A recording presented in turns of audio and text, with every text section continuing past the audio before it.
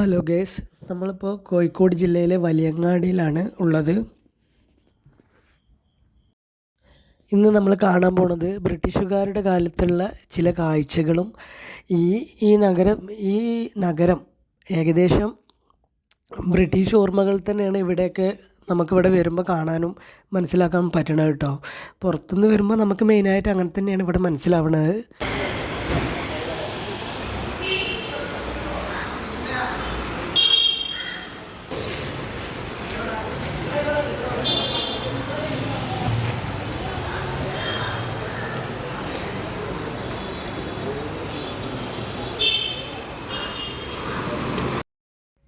ഞാനിവിടെ വന്നപ്പോൾ എനിക്ക് നല്ല ആശ്ചര്യമുണ്ട് കേട്ടോ. കാരണം എന്താ വെച്ച് കഴിഞ്ഞാൽ ഒരുപാട് കടകൾ നമ്മളെ ഇതുണ്ടല്ലോ, അരിക്കച്ചവടം, അതേപോലെ മറ്റേതുണ്ടല്ലോ ഉള്ളി അതേപോലെ ഉരുളക്കിഴങ്ങ്, ഇങ്ങനത്തെ ഒരുപാട് സാധനങ്ങളൊക്കെ വലിയ വലിയ ലോറികൾ നിറഞ്ഞു നിൽക്കുന്നുണ്ട്.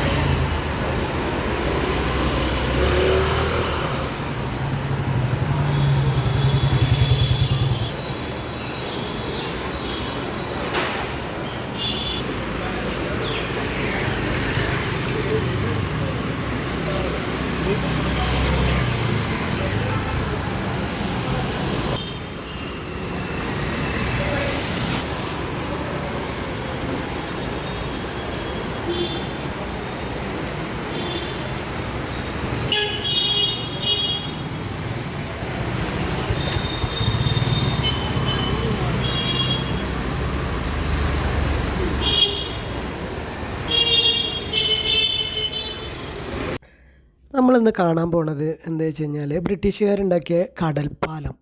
അതാണ് മെയിനായിട്ട് നമ്മൾ ഉദ്ദേശിക്കുന്നത് കേട്ടോ. കാരണം എന്താ വെച്ച് കഴിഞ്ഞാൽ അവരിവിടെ 2-3 കടൽപ്പാലങ്ങൾ ഉണ്ടാക്കിയിരിക്കണമെന്ന് പറയുന്നുണ്ട്.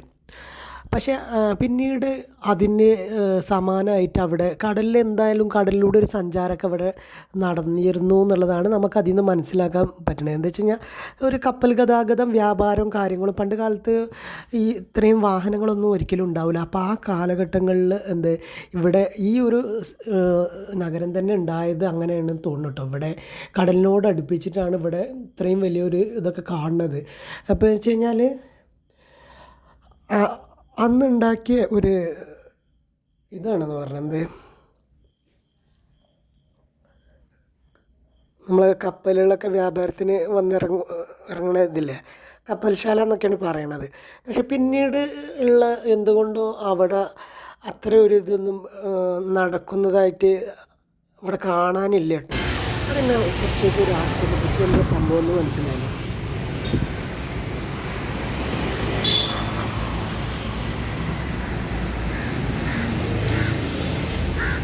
ഇവിടുന്ന് നോക്കിയാൽ കടൽപ്പാലം കാണാൻ കഴിയുന്നുണ്ട്. പക്ഷേ എന്താണെന്ന് വെച്ച് കഴിഞ്ഞാൽ ഇവിടെ അപ്പോൾ ഇവിടെ കപ്പലിലൂടെ ഇവിടെ വ്യാപാരം നടന്നിയെന്നുള്ള ഒരു തെളിവാണ് ഇപ്പോൾ ഈ കാണുന്നത് നമുക്ക് മനസ്സിലാക്കാൻ പറ്റുന്നത്.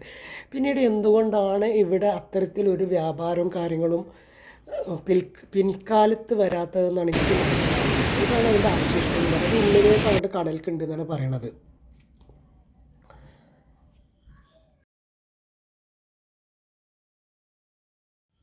കോഴിക്കോട് നഗരസഭയുടെ ആധുനിക തട്ടുകടകൾ.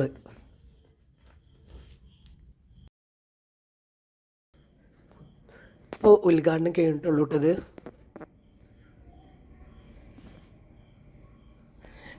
ഇവിടെ ബോട്ട് സർവീസ് ഇവിടെ കാണുന്നുണ്ട്.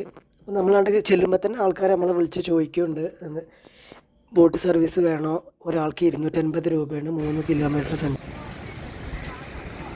ഒരു ബോട്ട്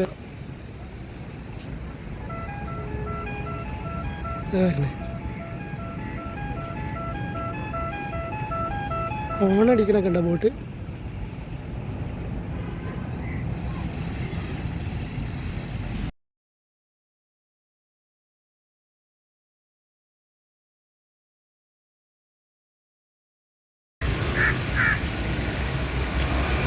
ഇവിടെ കടലിനോട് അനുബന്ധിച്ചാണ് ആകാശവാണിൻ്റെ റേഡിയോ നിലയം.